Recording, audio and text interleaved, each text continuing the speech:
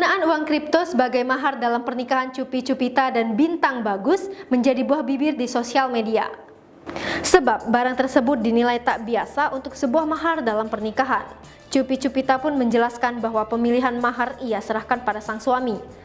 Ketika ditawari Bagus mahar koin kripto Diskus, Cupita pun setuju karena dianggap bisa menjadi investasi di masa depan.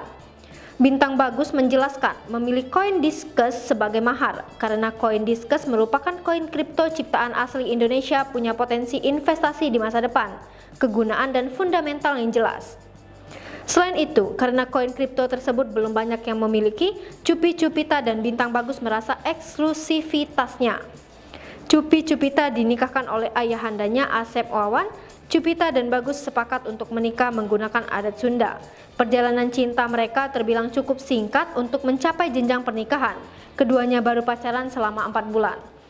Hai pemirsa Sri Popo TV, jangan lupa komen, like, dan subscribe, serta tonton terus berita-berita terupdate lainnya ya.